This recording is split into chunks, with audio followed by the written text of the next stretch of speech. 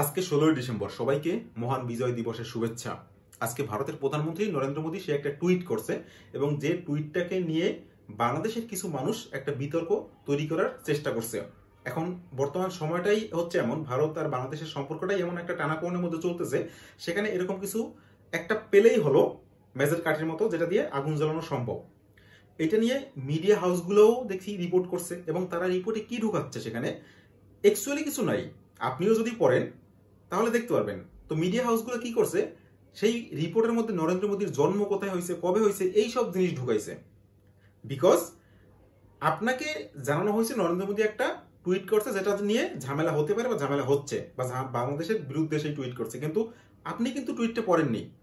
আপনি যদি একবার টুইটটা পড়েন তাহলে দেখবেন যে সেই টুইটটা সে কি লাগছে, টুইটটা লাগছে টুডে অন বিজয় দিবস। এই শব্দটার মধ্যেই পার্থক্য আপনি পেয়ে যাবেন যদি একটু ঘাটাঘাটি করেন বা একটু আপনার জানাশোনা থাকে। নরেন্দ্র মোদীর যে বিজয় দিবস, এই বানানটা হচ্ছে VIJAY, বিজয় দিবস, DIWAS।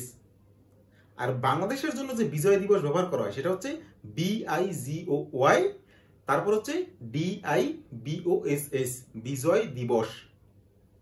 তো নরেন্দ্র মোদী বিজয় দিবস, we honor the courage and sacrifice of the brave soldier who contribute to India's historic victory in 1971। এখন বলবেন 1971 বলছে, তার মানেই সবাই ধরে নিই সেটা বাংলাদেশ যুদ্ধের কথা বলছে। 1971-এ ইন্দো পাক ওয়ার যুদ্ধ আছে, হিস্টোরি ঘাটলে আপনি পাবেন ইন্ডিয়া পাকিস্তান যুদ্ধ 1971 সেটা আছে। এখন ইন্ডিয়া পাকিস্তান যুদ্ধ অবভিয়াসলি বাংলাদেশ ঘিরে হয়েছে, বাংলাদেশকে সাপোর্ট দিতে ইন্ডিয়া আসছে। প্রথমে তারা আনুষঙ্গিক সাপোর্ট দিছে, তারপরে হচ্ছে মুক্তিবাহিনীর ট্রেনিং দিছে। এরপরে পাকিস্তান 3 ডিসেম্বর ভারতের উপর সরাসরি আক্রমণ করছে। এরপর থেকে ভারত পাকিস্তানের সাথে সরাসরি যুদ্ধে লিপ্ত হয়েছে এবং সেই যুদ্ধে 16 ডিসেম্বর তারা জয়ী হয়েছে, মানে বাংলাদেশকে নিয়ে তারা জয়ী হয়েছে।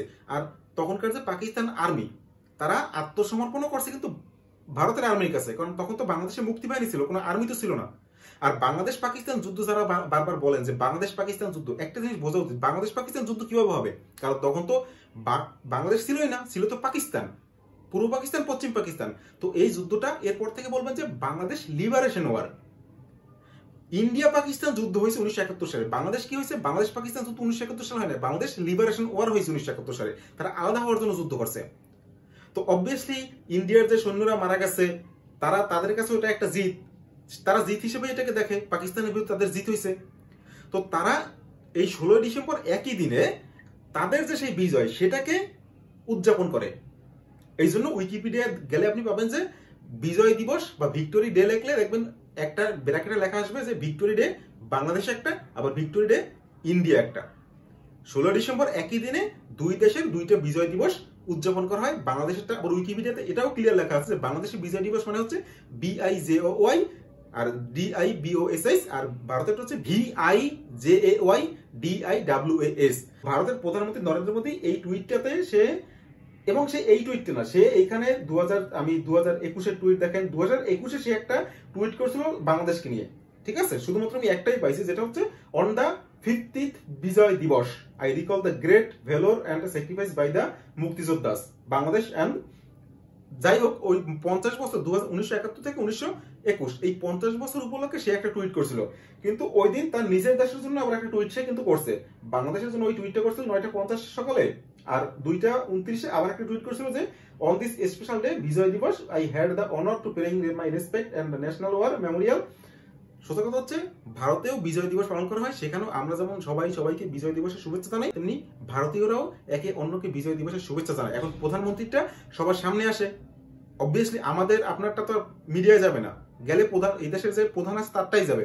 তো সেরকম ভারতের প্রধানেরটাও আসছে, কিন্তু অ্যাকচুয়ালি ব্যাপারটা হচ্ছে সে তার নিজের দেশের যে সোলজার যারা মারা গেছে তাদেরকে কন্ট্রিবিউট করছে, তাদের বিজয়টাকে এখানে সে বাংলাদেশকে অ্যাড করে নেয়। এবং তার যতগুলো পুরনো টুইট আছে এই বিজয় দিবসকে নিয়ে, আপনি সবগুলোতে দেখেন মোটামুটি ওই একই কথা লেখা আছে, ঠিক আছে। সেখানে বাংলাদেশ কোনোটার মধ্যে নাই।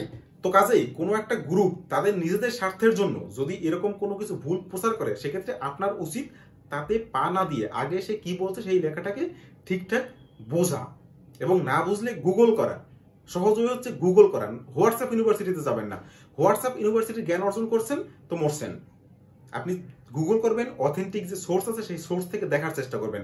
দরকার হলে যার বিরুদ্ধে এই কথাগুলো বলা হচ্ছে তার টুইটার হ্যান্ডেলে যাবেন বা তার যে সোশ্যাল মিডিয়া অ্যাকাউন্ট আছে যেগুলো অথেন্টিক সেইগুলোতে যাবেন, সেখানে কি লিখছে সেটা বোঝার চেষ্টা করবেন। সবাইকে আবারও বিজয় দিবসের শুভেচ্ছা।